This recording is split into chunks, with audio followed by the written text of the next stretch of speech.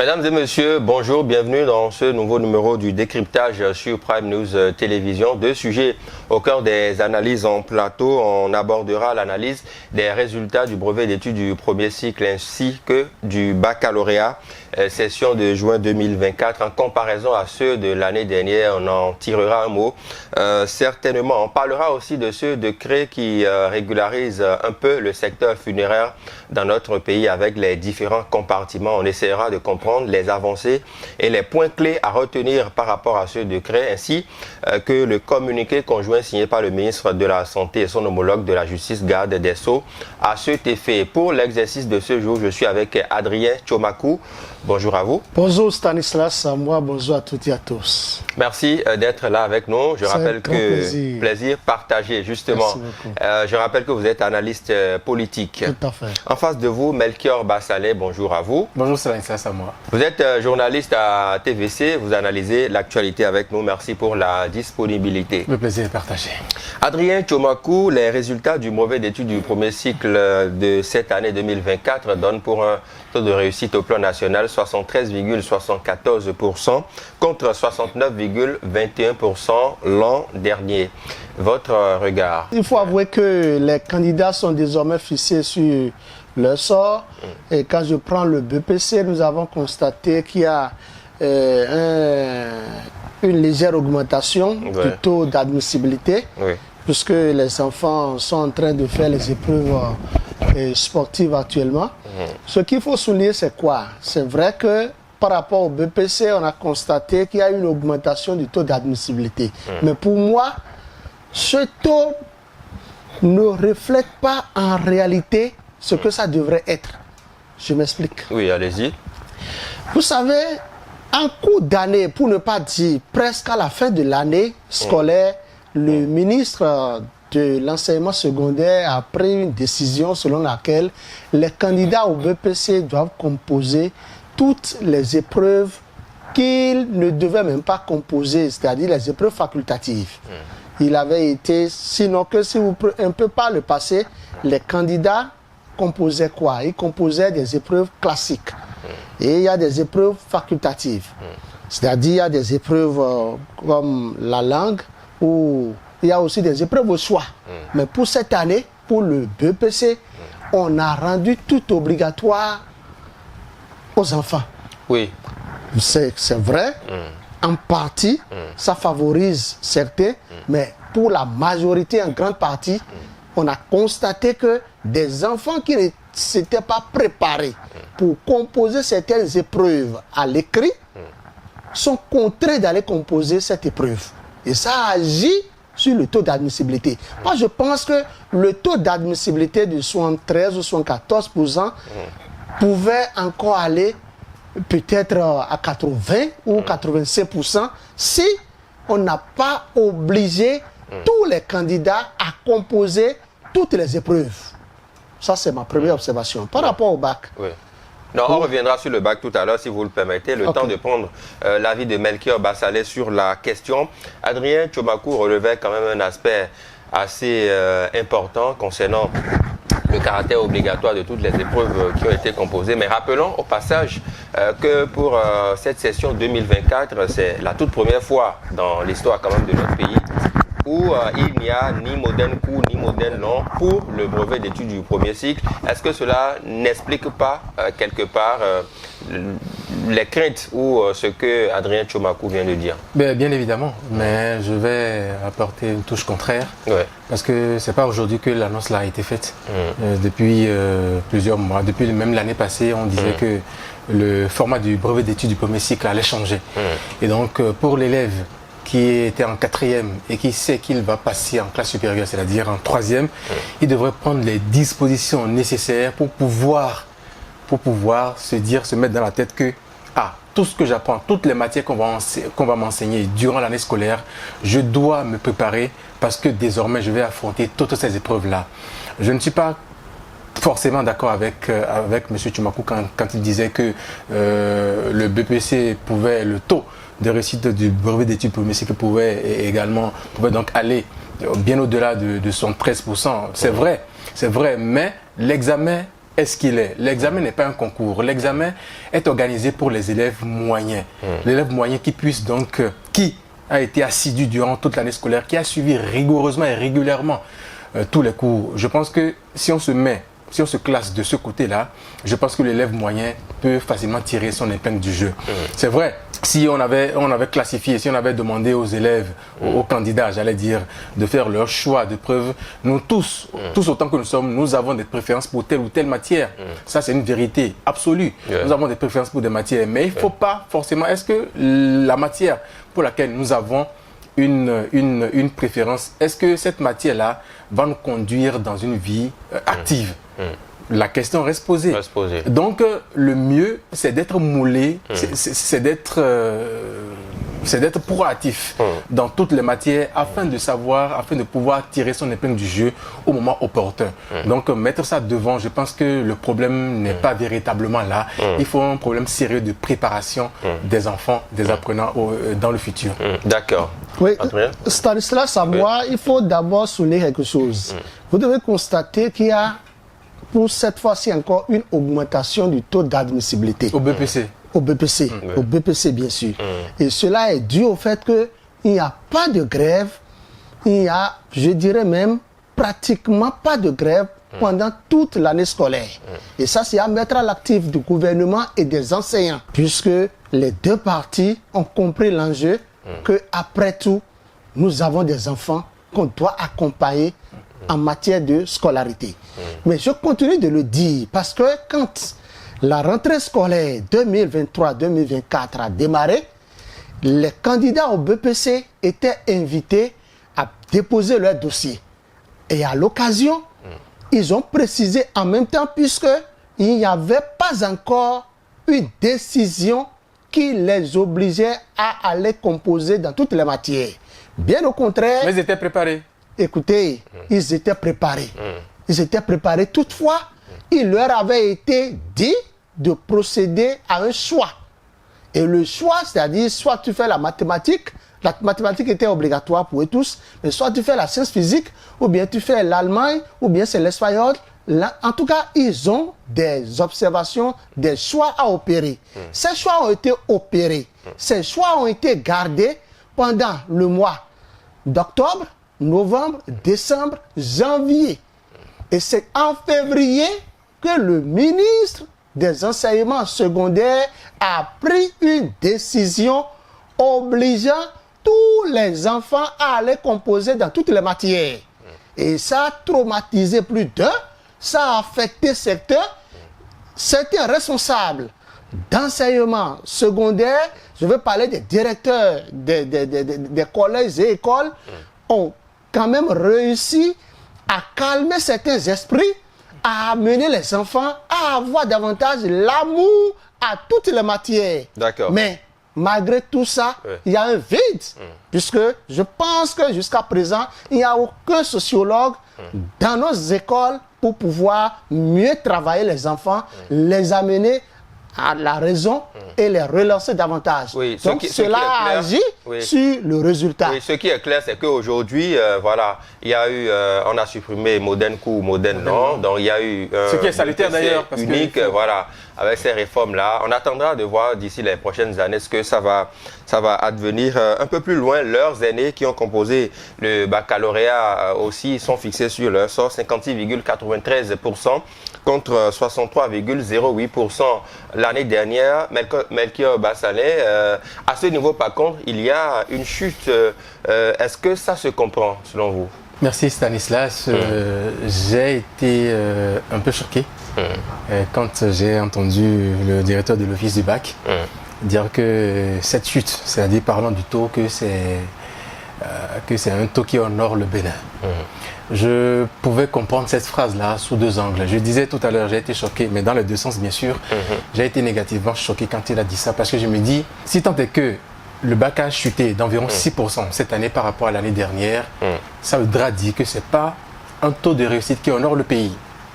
Mais quand je vais prendre ce taux de réussite sur l'angle selon lequel le baccalauréat béninois, d'accord, serait organisé avec tout le sérieux, encore que je mets le sérieux entre griffes, c'est pas pour jeter la pierre à X ou à Y. Si c'est vu dans cet angle-là, je peux dire que, oh, ok, le directeur de l'office du bac est peut-être en train de dire que, voilà, le baccalauréat béninois est un baccalauréat très sérieux où tout le monde n'a pas le bac béninois qui veut, mais surtout qui peut. Si c'est dans ce sens-là qu'il est en train de parler, parce qu'il n'a pas expliqué. Juste après avoir dit ça, il a juste donné les taux par département et par matière et par série, j'allais dire. Toutes mes excuses. Il a donné les taux par département et puis les taux par série. Et donc, je disais, j'ai été un peu choqué, mais peut-être qu'il n'a pas eu suffisamment de temps pour pouvoir développer sa thèse, pour pouvoir développer cette phrase-là. Je ne suis pas dans le secret de Dieu, mais je me suis dit qu'il ferait mieux, qu'il allait faire mieux de se garder de dire cette phrase-là, parce que ça va amener toutes les interprétations et puis c'est pas bon pour notre image. Tout à fait. Est-ce qu'en le disant, Alphonse Da Silva s'est souvenu du taux de l'année passée, qui est quand même de 63,08%, quand vous êtes directeur de l'office du baccalauréat depuis plusieurs années, hein, je rappelle quand même je n'ai pas souvenance de ce qu'un DOB a fait autant d'années à ce poste. Voilà, donc ça veut dire que dans l'histoire du Bénin, il est quand même celui qui jouit de plus de longévité à ce poste. Il a un mérite qu'on lui reconnaît, mais à faire une telle affirmation, est-ce que quelque part cela ne contredit pas ses efforts antérieurs, Adrien Tchomakou? Est-ce que cela contredit ses efforts antérieurs? Je ne pense pas. En fait, Alphonse Da Silva, pour moi, veut juste montrer la qualité du travail qui a été fait. Ça, c'est ma première observation. C'est pour dire le sérieux qu'il y a autour de l'organisation de ce baccalauréat.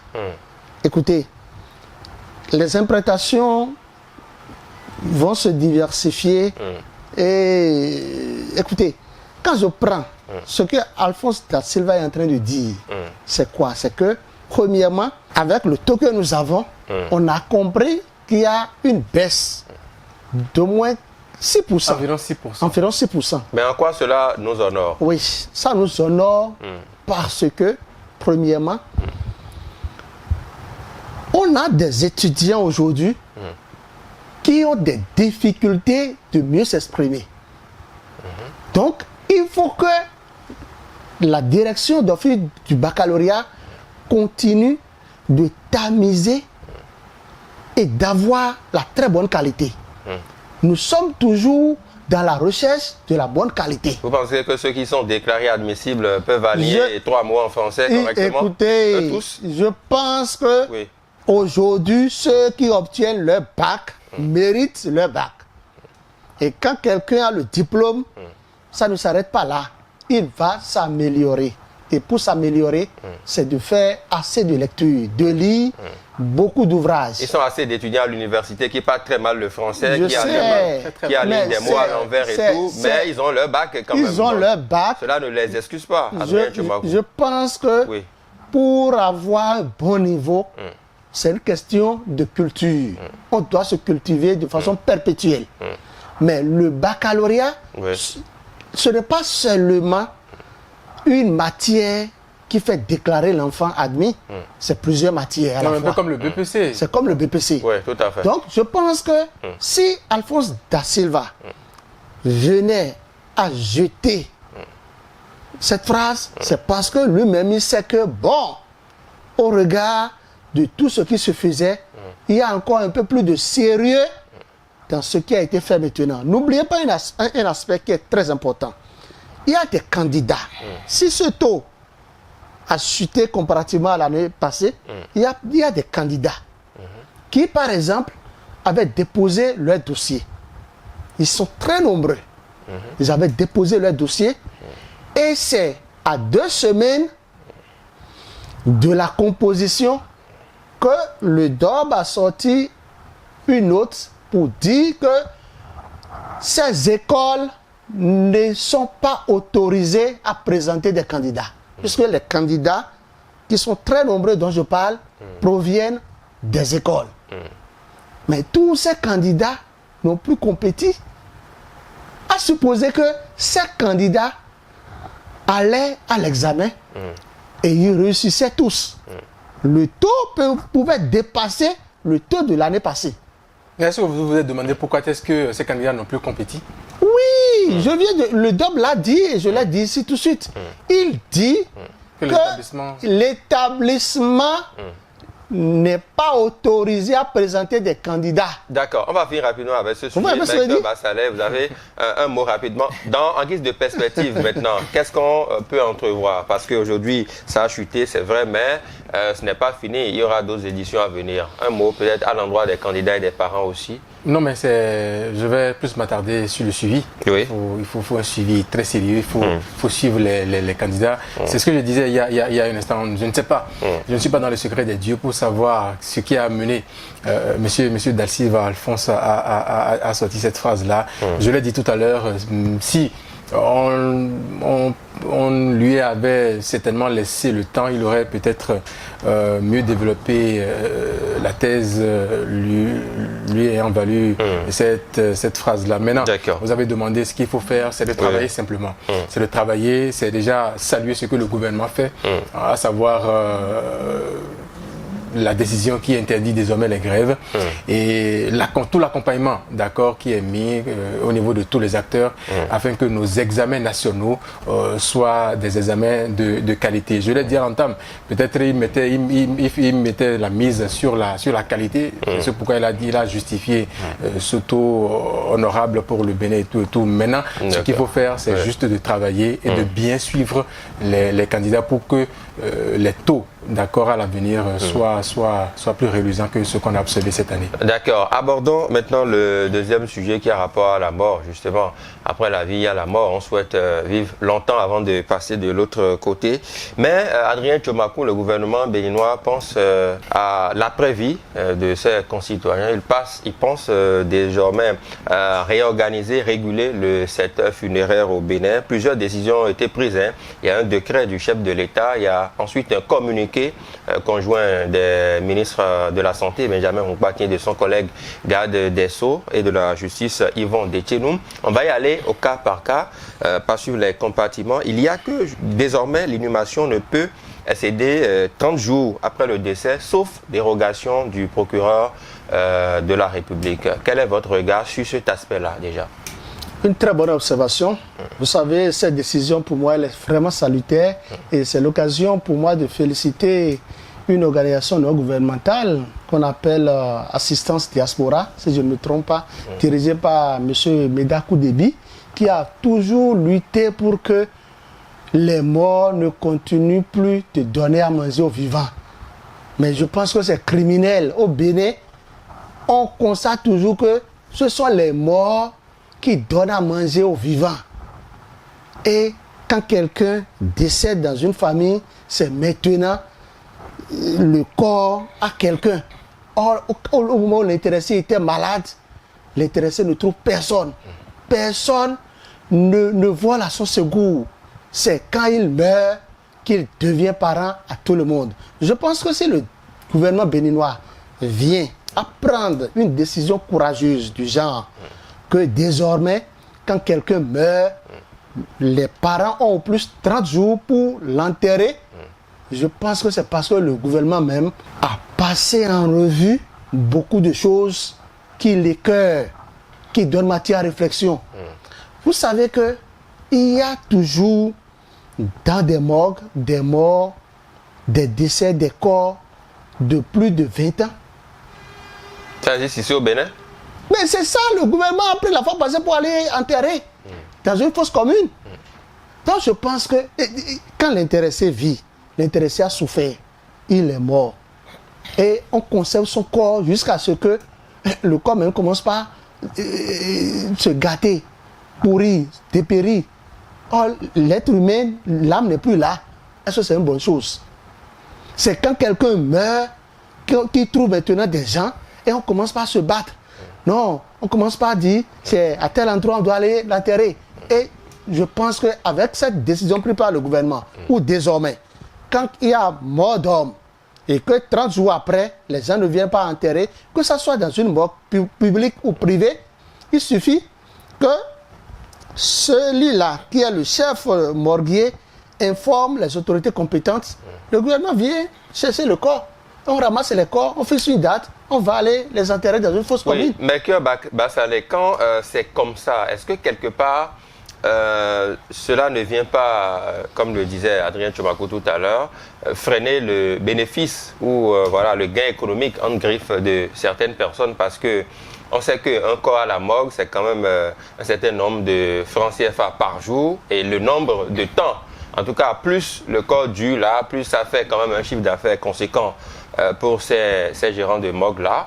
Ajouter au fait qu'il y a quand même en griffe des personnalités qui décèdent, ou bien des hommes assez fortunés, et les enfants sont en voyage en Italie, aux États-Unis, en France ou au Ghana, je ne sais pas trop. On estime que tant que ces enfants-là ne descendent pas, eh bien on ne peut pas faire l'inhumation, et des corps font 6 mois, même 1 an, 2 ans à la morgue avant inhumation.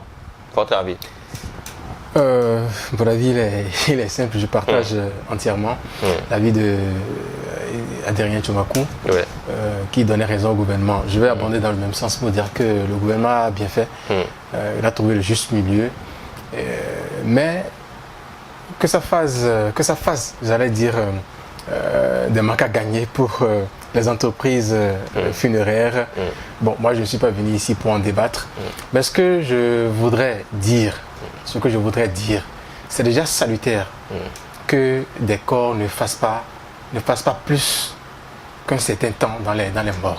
Ce n'est même pas bon, parce que quand on dit quelqu'un décède, un mort, pour nos aïeux, pour nos grands-parents, c'est quelque chose de très sacré. Et dans l'Égypte antique, vous allez voir qu'il y a les phénomènes de momification. Un corps est sacré. Et que sous nos cieux ici, qu'un parent qui soit décédé nourrisse par la suite un parent vivant, je pense qu'il n'en devrait pas être ainsi. Et c'est un acte à vraiment décourager. C'est pour cela que je préconise à ce qu'on mette du sérieux, un peu comme on met du sérieux dans les déclarations de naissance, qu'on mette également du sérieux dans la déclaration des décès. Parce que là, l'État pourra bel et bien contrôler. Et là, on pourra savoir. Il y a des gens, par exemple, qui décèdent et qui n'ont pas de parents. Les accidentés, par exemple.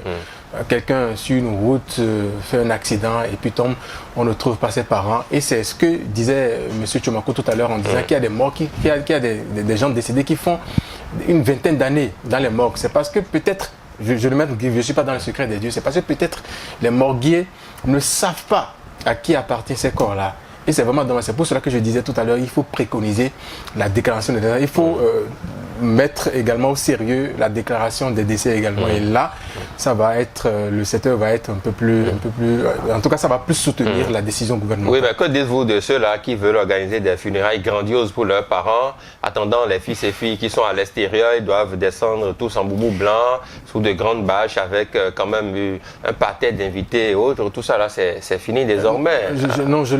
Je regrette de l'avoir survolé parce que je l'ai dit en passant, le mort nourrit désormais le vivant. C'est malheureusement ce qu'on constate. Il y a un monsieur qui fait comment vous appelez ça, dans l'élévation de personnalité, j'ai oublié le thème adéquat, qui disait qu'il a vécu une histoire étrange.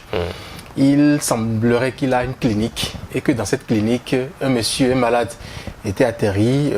Le malade, on l'a traité, il est guéri et puis la facture faisait 600 000.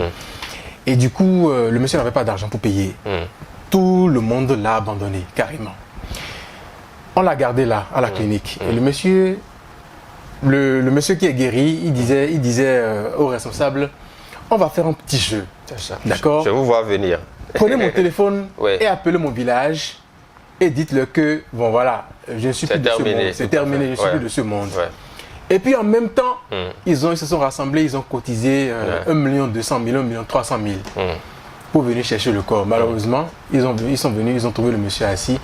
Et bizarrement, le monsieur qui a été porté devant la délégation lui disait, on a déjà dit là-bas que tu es déjà décédé, donc décède, on va t'enterrer, point. C'est quand même dommage. C'est quand même dommage qu'on assiste à ces scènes. On en arrive là. On en arrive là. C'est dommage que les gens se mettent dans cette posture pour dire, bon, on va organiser une fête grandiose. Un décès, c'est un deuil. c'est un deuil, c'est un recueillement. On ne vient pas à un décès ou bien à une inhumation pour s'enjailler. Excusez-moi le thème un peu plus vulgaire. Non, c'est bon. Et donc, on ne vient pas à un décès, à un enterrement, on vient à un enterrement pour se recueillir. Pas pour faire la fête, mais pas pour montrer son boubou blanc. Qu'on a les moyens requis. Non. Donc, je pense qu'on doit finir définitivement avec cela et penser la chose autrement et penser notre développement. D'accord, merci beaucoup. C'est vrai qu'il y a une parenthèse sur laquelle on va revenir après. Oui, avant de vous donner la parole. Je voudrais donner mon point de vue sur les 2 points qu'il vient d'aborder. Oui, très rapidement. Oui, allez-y. Vous savez, si vous lisez le décret qui réorganise les cérémonies funéraires au Bénin, l'aspect que vous avez abordé, soi-disant, c'est une haute personnalité, ses enfants sont à l'étranger, tout ça a été abordé dans le décret. D'autant plus qu'il est dit que si vous devez faire l'inhumation après les 30 jours, c'est du ressort du procureur de la République. Après les 30 jours. Après les 30 jours. Autrement dit, il faut que les gens se rapprochent du procureur s'il y a des situations du genre pour pouvoir avoir une ordonnance. Et c'est l'ordonnance du parquet qui peut vous situer, qui peut vous donner une date qui dépasse les 30 jours. Ça, c'est ma première observation. Je pense quand même que aujourd'hui, les deuils sont travestis, passez-moi l'expression. Au-delà de ce que Melchior disait, les gens ne vont plus forcément au deuil pour se recueillir. Vous voyez même de jeunes dames qui viennent en tenue sexy à des deuils, qui viennent pour séduire des gens carrément. C'est passé à autre chose carrément. Les deuils aujourd'hui, ce n'est plus comme avant où on se recueillait, on avait peur. Non, donc le corps est exposé quelque part. Les gens sont dans des bars en train de boire le temps de l'homélie pour qu'on aille l'enterrer. Donc c'est beaucoup de choses en fait. Le mort aujourd'hui ne fait plus peur. On aura peut-être une autre émission pour parler de cet aspect-là. Vous savez, monsieur Amoua, c'est dommage que les morts continuent de nourrir les vivants au Bénin. Comment comprendre? Quand l'intéressé était indisposé, il n'a reçu aucun soutien. C'est l'exemple que Melchior a donné tout à l'heure. Et c'est quand il meurt qu'il a tout le monde. Où ses enfants veulent même se faire de l'argent. Des gens même vont jusqu'à vendre des parcelles pour venir organiser une fête. Et construire même des maisons pour celui qui est décédé. Vous voyez ça? Alors qu'il est mort. La maison, là où le monsieur vivait, c'était en terre battue. Mais pour que les invités de l'US ne viennent pas découvrir que le monsieur était décédé dans une maison en terre battue, on veut sortir des blocs, construire une petite villa pour montrer que oui, on a l'argent, on se met en bomba ou en boubou, on met le gobi à côté, mais c'est criminel. Je pense que le chef de l'État a trouvé, il a tenu le problème du bon côté. Vous savez, je vais vous dire ceci. Quand j'étais chargé de communication à la direction générale de la police, au temps de Roundéon Rounopé, permettez-moi de vous rappeler cette petite histoire. Oui, allez-y rapidement, oui. Il y avait une fête que les gens voulaient organiser et ils ont pris une voie pavée. Ils ont bloqué la voie. Ils ont bloqué une voie pavée. À cause de quoi? D'une cérémonie funéraire. Mais la police avait été instruite pour dégager la voie. C'était ça. Et il y avait un arrêté ministériel signé par le ministre de l'Intérieur qui avait été brandi à l'époque. J'ai lu l'arrêté. Cet arrêté date de 1972. Qui dit quoi? Cet arrêté dit, et l'arrêté existe jusqu'à ce jour, que pour toute cérémonie funéraire, l'habillement du corps, toutes les dépenses afférentes, cercueil, tombeau, tout ce qui est comme dépense ne doit pas dépasser 50 000 francs CFA.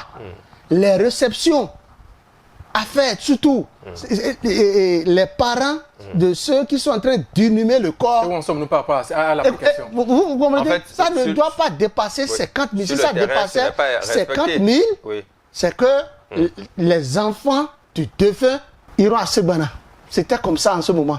Aujourd'hui, les gens sont dans en 1972, je reconnais que 50 000 francs de 1972, c'est comme 200 000 francs de ce jour. ou 300 000 francs de ce jour. Non, demeure pas moins que les gens exagèrent aujourd'hui. C'est de l'exagération.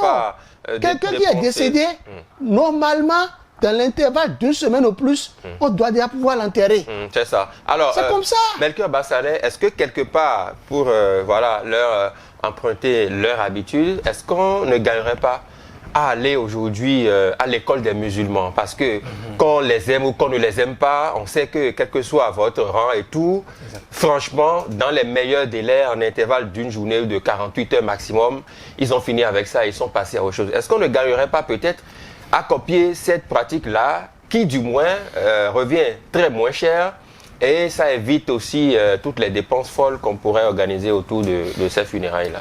Votre question s'apparente à un couteau à double tranchant. Parce que ça touche directement la religion et nos cultes et nos cultures. Vous savez, dans des familles, chaque famille a sa façon d'enterrer ses morts. Parce que vous n'êtes pas sans savoir qu'il y a une phrase célèbre qui dit « laissez les morts enterrer leurs morts ». C'est plein de sens, d'accord? C'est plein de sens cette phrase-là. Oui, certainement on gagnerait, d'accord? Moi je dirais même loin, en dépassant les musulmans et en allant même en Inde. Chez eux carrément c'est l'incinération. On fait l'incinération du corps et puis vous avez juste les cendres dans une bouteille que vous gardez. Et puis avec ces cendres, vous pouvez faire tout ce que vous voulez, prier sur les cendres si vous voulez. Mais les réalités ne sont pas les mêmes, malheureusement. Les réalités ne sont pas les mêmes parce que... On rappelle que l'ancienne première dame Rosine Vira-Soglo avait été incinérée aussi au Ghana. Oui, mais peut-être que la famille a donné son accord. Oui, tout à fait. La famille a donné son accord. Maintenant, est-ce que toutes les familles béninoises vont donner leur accord? Est-ce que ça répond à toutes les cultures? La question reste posée. Sinon, vous êtes allé sur un terrain vraiment intéressant, mais ça pose un problème culturel, ça pose un problème sociétal. Est-ce que dans notre endogénéité, est-ce que ça pourrait se faire? On va peut-être associer les garants de la tradition pour savoir si la chose est possible et pourquoi pas ne pas tenter l'aventure si l'endogénéité ou bien notre culture, nos us et coutumes nous le permettent. Voilà. D'accord. D'accord. Adrien, sur la même question, on sait que dans certains pays, après, même il y a des législations qui disposent que après un certain nombre d'années, que même des cimetières soient rasés pour qu'on puisse y construire des voies. Je pense qu'au Togo, ça avait été fait à une époque donnée où tout un cimetière avait été rasé. Donc ceux qui ont l'habitude d'aller prier pour leurs parents et autres dans ces cimetières, le cimetière a disparu. Donc peut-être que l'incinération serait peut-être une prochaine visée, peut-être, même si ce n'est pas à moyen terme, peut-être à long terme, parce que ça fait partie aussi des cultures et le monde évoluant, on doit pouvoir faire avec. Parce que, et s'y adapter. Parce que vous levez un jour, on vous dit que PK14, le cimetière a été rasé. Bon, voilà. Donc, si c'est l'État qui le fait, personne ne s'en plaindra. Donc, quel est votre regard sur ces aspects-là aussi? Non, en fait, c'est une question de culture. C'est une question de culture, mais je pense que ce n'est pas à l'ordre du jour. Et que même le gouvernement actuel ne peut jamais se lever un beau jour pour dire que, bon, désormais en République du Bénin, les corps seront incinérés. Je dis non. Ou les corps seront enterrés 24 heures ou 48 heures au plus grand âge. Je dis non. La bonne décision qui a été prise, c'est sur ça, je souhaite qu'on opine. Il faut comprendre quelque chose. Le gouvernement aussi a sa part de responsabilité dans ce qui se passe. Quand j'ai lu la décision, je me suis dit que c'est maintenant que le gouvernement se réveille. Même s'il s'agit d'un réveil tardif, je pense quand même que le gouvernement s'est plus que jamais mis debout pour faire face à certaines réalités. Ça suppose quoi? Ça suppose que le gouvernement doit joindre l'acte à la parole. Le gouvernement doit être davantage en état de veille. Par rapport à quoi? Par rapport au décret que le gouvernement même a pris. Quand vous lisez le décret, il y a plusieurs points. Où on dit par exemple que les cimetières seront désormais fermés. Les enfants de moins de 12 ans n'ont plus accès. J'en viens même à ça. Quand je prends les cimetières qui seront désormais fermés d'1 heure à 1 heure, je pense que ça doit être 8 heures à 19 heures. Je n'ai pas l'heure en tête. Mais c'est une très bonne chose. Mais est-ce que toutes les cimetières aujourd'hui ont des portails? Ça veut dire quoi? Ça veut dire que le gouvernement doit instruire le préfet va parler au maire pour que les mairies mettent des portails au niveau de tous les cimetières du Bénin. D'accord. Parlons du cas des enfants qui ne sont pas admis dans les cimetières s'ils ne sont pas accompagnés. Est-ce que vous ne voyez pas quelque chose de très grave quand vous voyez des enfants jouer au football dans des cimetières? Moi, j'en ai vu, j'ai pris des images, j'ai pris des photos où des enfants de 8 ans, de 7 ans ont des tennis en main, où ils jouent de football dans des cimetières. Et ils marquent les buts. Écoute, moi j'en ai vu et je dis, mais ça c'est quoi, on est dans quel pays? Vous en avez vu. Quand on parle de cimetière, c'est un lieu sacré. Dans un cimetière, en principe, personne ne doit trébucher. Tout ne doit pas tomber. Nous, avant, quand on dit qu'il y a un corps qui vient, vous fuyez, vous quittez la voie. Ou dans notre village, moi je suis Nago, à Dassa, quand on amène le corps, aucun enfant ne doit rester dehors. Tout le monde, vous fuyez. Et on fait la cérémonie, on enterre le corps en même temps. C'était comme ça. Mais aujourd'hui, tout est galvaudé, où les enfants peuvent même aller voir le visage d'un corps. Moi, je vois que c'est très grave. Moi qui suis ici, à part le corps de ma maman que j'ai vu, dont j'ai vu le visage, mon père était encore vivant et je lui souhaite longue vie. Je n'ai jamais cherché à voir le visage d'un autre corps. C'est comme ça. Il faut respecter le corps. Il faut respecter le décès. Celui qui est décédé, on dit qu'il n'est jamais décédé. Il y a Mirago Diop qui nous a chanté ça. Il est dans l'eau qui coule, il est toujours vivant à côté de nous et comme ça. Mais on doit les respecter. D'accord. Melchior, les autres compartiments de cette réglementation-là, il faut désormais un permis d'inhumer, ce qui est très important. Il y a aussi que les gens étaient habitués à inhumer à la maison, voilà, comme les gens le font. Donc, il faut quand même une autorisation avant de le faire. Il faut accompagner les enfants de moins de 12 ans voilà, dans les cimetières. Quel regard posez-vous sur ces différents compartiments-là? Non, mais ça rejoint mon développement initial. Oui. Autant qu'on accorde les privilèges, autant qu'on accorde tout le sérieux aux déclarations de naissance, il faut, je reviens là-dessus, il faut également accorder d'importance et de sérieux aux déclarations de décès. Est-ce que l'État, le même État là, peut venir dire que bon voilà, vous devez sortir un permis et tout, vous devez avoir un permis et tout. Donc, il faut que tout parte de la déclaration. D'accord. Il faut que tout parte de la déclaration afin que le secteur soit mieux suivi. D'accord. C'est vrai qu'on ne pourrait pas aborder tous les aspects. Qu'est-ce qu'on retient rapidement, Adrien? Rapidement, je voudrais vous développer quelque chose. Vous savez, c'est le lieu de féliciter la police républicaine et la douane béninoise. Qu'est-ce qu'ils ont fait? Est-ce que vous savez qu'il y a des gens qui font des trafics d'armes, des trafics de munitions, des trafics des objets illicites avec nos cercueils? Ah bon? Ah oui. Si le gouvernement, en son temps, est monté au créneau et demande à ce que le certificat de décès soit une obligation, vous n'allez pas comprendre la cause. C'est parce qu'en ce moment, il y a eu 2 cas où des douaniers et des, comment on les appelle, des policiers ont intercepté un véhicule, parce que c'est un véhicule bâché qui transportait un cercueil. Vous savez, nous avons l'habitude, il y a des manières où on attache des palmiers, des branches de palmiers à huile devant pour montrer que bon, il y a un corps qu'on est en train de transporter. Le véhicule a été arrêté. Quand ce véhicule a été arrêté, c'était suspecté. Et c'est là, le douanier a dit, ouvrez, on va voir. Le cercueil a été ouvert. On a constaté que c'est des munitions. En lieu et place d'un corps. En lieu et place d'un corps qui était dans le cercueil. Est-ce que vous savez que ça s'est passé au Bénin? Donc, la police et la douane avaient bien fait leur travail en ce moment. Au même moment, et sur ce même alignement, au Bénin ici, je vais parler de la zone où ça s'est passé. Est-ce que vous savez que quelqu'un, un faux mort, un bandit recherché depuis plusieurs mois, a été arrêté? C'est-à-dire, son second qui le transportait, ils ont simulé que c'est un corps. Et il était dans le cercueil. Il est dans le cercueil. Et c'est de l'autre côté, hein, vous savez bien le lieu. Je ne connais pas aller dans les détails. Vous dites, allez-y. Ayez le courage de vos déclarations. Il voulait traverser cette frontière quand le policier a dit non, ouvrez. Ils ont ouvert le cercueil. Il a regardé. Il a pincé le corps.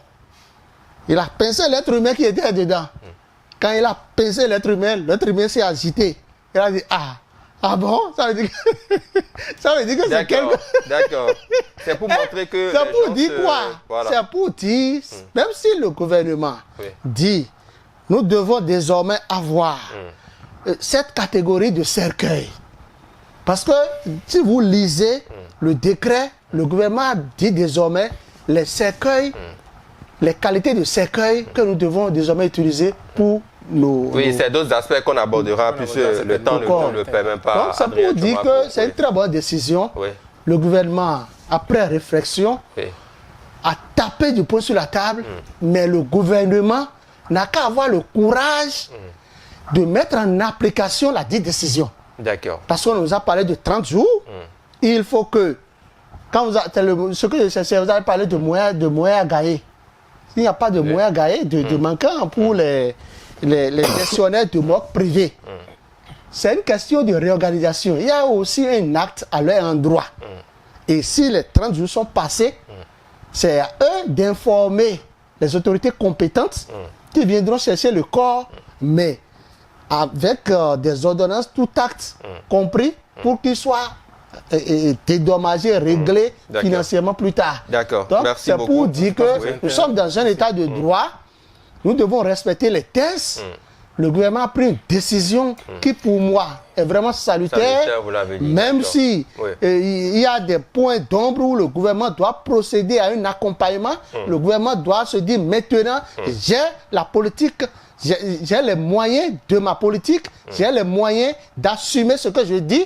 Il faut que le gouvernement mette de points sur les i pour que cette bonne décision soit bien suivie. Merci le plus beaucoup. important, c'est le suivi. Melchior Bassalet, un mot rapidement, puisque nous sommes au thème de cette émission. Je reviens sur le problème de recensement et le problème de formation. Il faut, vous savez, les gens, depuis très longtemps, les entreprises funéraires existent. Je veux parler des entreprises funéraires privées. Elles existent et opèrent dans l'informel, dans l'illégalité et tout. Il faut un recyclage, il faut une réadaptation au test. Il faut leur montrer en tout cas l'effet salutaire de cette décision prise. Le communiqué a parlé d'hygiène aussi. Donc il y a beaucoup de choses qui se passent dans ce secteur, dans le secteur funéraire. Donc il faut les prendre, les coacher, en tout cas leur faire un recyclage pour pouvoir leur montrer en tout cas le bon côté de cette décision prise par le gouvernement. Et surtout Tchomakou a mis l'accent sur le suivi. Il faut vraiment que ces secteurs soient véritablement suivis, parce qu'un mort est sacré. Un mort est sacré, merci. Et les faux morts seront davantage démasqués maintenant. On a compris. Merci beaucoup à vous, Adrien Tchomakou, acteur, analyste, analyste politique. J'allais dire acteur politique. Non, je ne suis pas acteur politique. Peut-être que vous le deviendrez. Je ne le souhaite même pas. Analyste politique, journaliste, merci beaucoup d'être passé. Melchior Bassalet, journaliste à TVC, vous avez analysé avec nous l'actualité. Merci à toutes les équipes en régie et de réalisation autour de ce programme. À bientôt.